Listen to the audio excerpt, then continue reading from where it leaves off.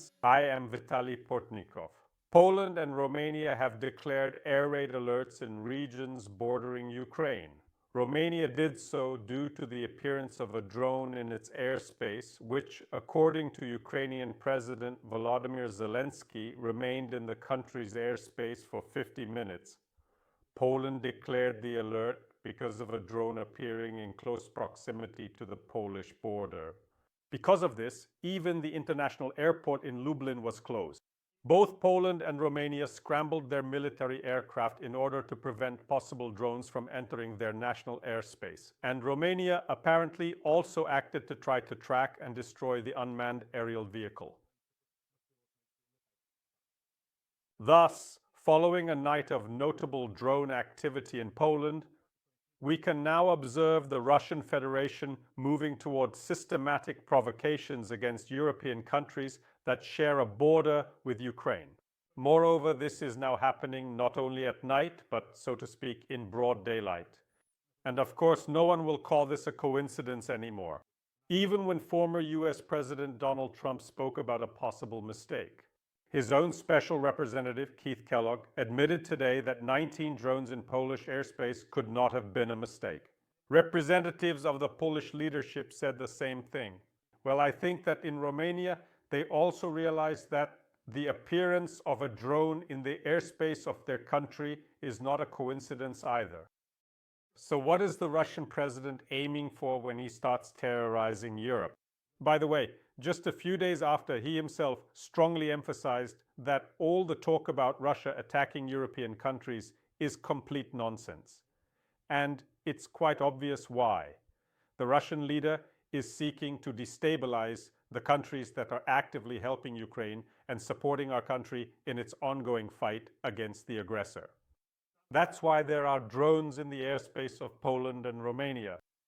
That is why there are currently explicit and open threats against Finland and troop buildups on that country's borders.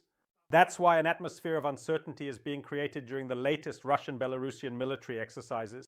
And what else might Putin and his puppet Lukashenko come up with to stabilize their own positions and destabilize the situation in European countries? Will these exercises threaten not only Poland but also the Baltic countries? And of course, Putin, as always, has chosen an almost win-win tactic.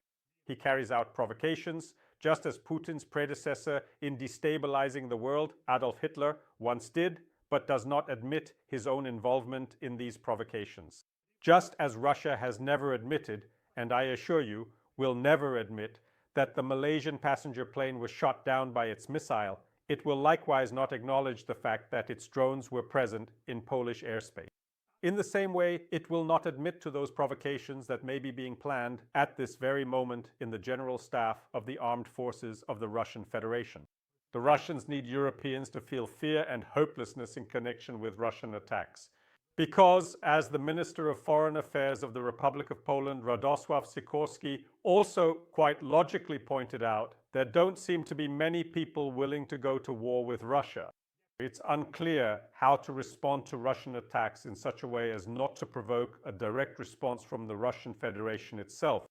What should be done if another drone or even a missile kills a citizen of Poland or Romania or destroys an important facility? It seems to me that no one fully realizes this, because the very idea that a direct confrontation with the Russian Federation is out of the question, no matter what Russia does, literally paralyzes the political will of European countries. Of course, the most appropriate and effective response to the ongoing Russian threat would be to create a joint air defense zone over the Polish voivodeships that border Ukraine, the regions of Romania, and the western and southern oblasts of our country in order to strengthen and enhance the protection of these areas. This would prevent Russian drones and missiles from reaching Poland or Romania because they would be destroyed before they even entered the airspace of these countries. This would help to ease the burden on Ukraine's air defense system and allow us to move those air defense systems currently stationed in the western and southern regions of our country to the center and east in order to more effectively repel Russian attacks, which will only increase along with the number of drones and missiles. This should demonstrate to the President of the Russian Federation that his provocations against European countries do not lead to a desire to stop helping Ukraine in its war against the brutal and treacherous Russian aggression, but rather to the strengthening of solidarity among civilized nations in their joint struggle against barbarism. But what stands in the way of all this is not technical capabilities. They are sufficient. It's not money, there is enough of it. It's not a lack of awareness of the danger from the Russian Federation. And this awareness grows with each passing day and with every new Russian attack. What stands in the way of these completely logical and reasonable decisions, which have been obvious and apparent since 2022, is nothing more than a simple yet persistent fear that Russia might somehow misinterpret these joint airspace defense measures and, as a result, attack not only Ukraine. And in this way, there arises the danger of a direct conflict between the countries of Central Europe and the Russian Federation, amid uncertainty about how willing the President of the United States would be to invoke Article 5 to defend them. All the more so if he himself is not a supporter of creating such a joint air defense system, and it ends up being blocked at the NATO level. And if no concrete decisions are made, we can say with certainty, at least based on our own experience, that Russia's drone war against European countries will only intensify because a predator's appetite grows when it senses fear and an unwillingness to respond from its potential victim. Thank you, friends. Stay on this channel, subscribe to it, follow me on my social media, on Patreon, buy me a coffee, Udin's Telegram. These all help support and develop these resources. Make use of the sponsorship feature right here on YouTube. Wishing you victory and peace. Good luck.